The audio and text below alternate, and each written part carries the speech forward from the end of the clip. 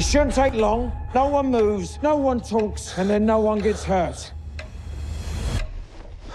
Okay, hi, this is Howard Gorman from Cinema Course. How are you doing, sir, Eddie? Nice to speak Good, to you. Howard, how are you?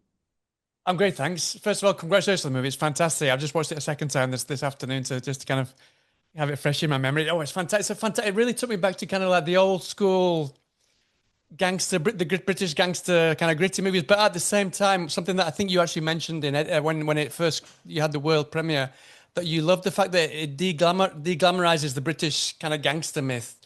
These guys that are kind of the older they're more glamorized, whereas this is very much down to earth, very much a kind of.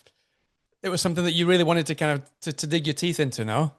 Yeah, I get offered about 3 or 4 gangster movies a year, a month really, and I think we've lost our way at the moment with gangster movies in a sense that they've become wish fulfillment characters.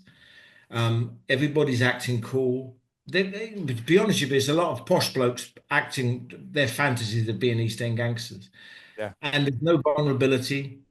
They're very bland. It's just very cool. And I can't stand cool acting. It's a real bugbear of mine.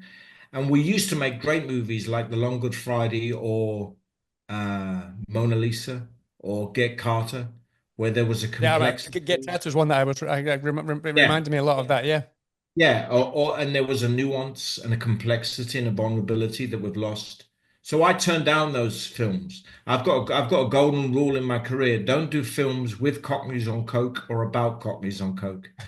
And the reason I chose to do this film is because I think it was a true depiction of the gangsters that I knew as a kid. I mean, the East End, they were 10 a penny, and when you spend time with them, you realize that they're men in a hell of their own making.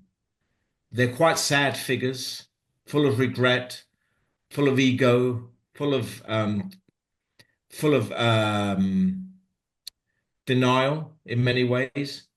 And what I thought was wonderful about this film is that although it's in many ways a metaphysical metaphor and a story, it's actually very accurate about what it's like to be one of those men. Yeah. And I thought that was one of the reasons why I did it. I'm really tired of these glamorous gangster movies now. I just find them boring. Yeah. That brings me to my next question. I know that I don't know if you do it every time, but most of the time when you want to create your character, you meditate because you like to kind of spend time with, yes, especially kind of, I mean, this character, Ronnie, is very traumatized. He's gone through so much and he's sick and tired of everything that's gone through, and he's got his daughter to look out for. So I'm quite curious if you're able to share a little bit about what kind of things you kind of shared your own headspace with and kind of meditated on for the film, and what you came up with that brought to the film as a result of that. Well, I started meditating when I was at drama school, when I was about 22, 23. So I've been doing it now for, I don't know, over nearly 30 years now. And all I do is observe my breath and allow and disassociate myself from my thoughts, observe my thoughts, but realize that my thoughts are not me. And then the amazing thing is there's this wonderful description in Buddhism, which is called anatman, which is no self, which is the idea that we're not a fixed self, that human beings are just, they are subject to change. They're part of the environment.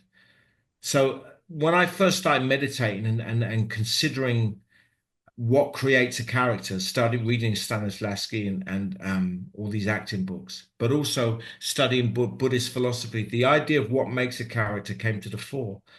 So what I do is when I'm acting is I try to let go of my own thoughts as much as possible. They come back afterwards. I'm full of ego, full of anger, despair. I mean, I'm a human being, but when I'm acting, I try to let them go as much as possible. And so that the character's thoughts can come in, because all a character is thoughts. All we all are really are thoughts. Mm-hmm. But what did that kind of lead you specifically to this role? Was there anything from that process that yes, there was something brought something to the table after you'd read the script, for example? Well, what happens is you realize that every aspect of a character is an aspect of yourself. So I left school at 15 with no academic qualifications. So So I could really empathize with Ronnie and his insecurity about his lack of education, not being able to read and write. I'm terrible malaprop. I get words wrong if they're over 3 syllables because I heard people I read words but never heard people say them. So I never knew how to pronounce them, you know. Um, and I think that was part of Ronnie that I understood. Also the part of Ronnie that wants to change, that doesn't want to be a fixed thing anymore. That I can understand within my career because I've always pushed against people defining me. I've never wanted to be a comfortable caricature for people, like a caricature Cockney. Do you know what I mean? Yep, People exactly. always Yeah. wanted me to be a certain way, and I think, well, that's not who we are. So why would I be something that's not authentic? It's based on your prejudice. It's not me. It's not the people I grew up with. It would be a disservice to them if I turned up at every podcast swearing and effing and blinding. My friends are Yeah. really intelligent. You know, Yeah. it would be a disservice to them and a disservice to myself. I'm quite curious that you mentioned that because Sam Claflin, his character does lean into this kind of very kind of Cockney Yeah. talk. So I'm curious if, I mean, I imagine you had a lot of talks with him to kind of to make sure that he didn't lean too much in exactly into what you're explaining there. But he's playing a character who's nihilistic, isn't he? Yeah. He's playing a character you don't want to be. What happens is now we're being encouraged, especially working class actors, are being encouraged to become caricatures that other people think we are. Do you know what I Yeah. mean? Sam's function in the story is to play that kind of person in your ear who's winding you up and Yeah. He's kind of a younger version of yourself trying to push you, but he's pushing all of your buttons, really. Yeah. exactly. And then he does that brilliantly. I'm not talking about criticizing him. I'm talking about nowadays we would make gangster movies and Ronnie would be cool. Do you know what I Yeah. mean?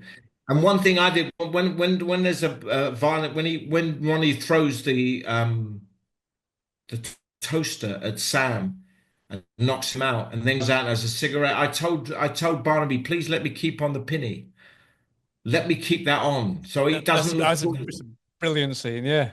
You know what I mean? Because I don't want him to be Yeah. cool. He's a human being. I Uh-huh. hate I hate cool acting. I watch movies now, I watch TV, gangster TV shows now, and everyone's cool. And I Yeah. think "Man, it's a load of old, We need to be human. Yeah. Yeah. yeah, doesn't make any sense to Exactly. me. Yeah. Uh-huh. Well, listen, sadly, they pulled me out. I could speak to you all day about the movie. It's so good. I wish you the best of success with the release, and I hope to That's speak very to you again kind. sometime soon, sir. Nice speaking Thank to you you. so much. Thank Take you. care. Bye now. Thank you. Thank you.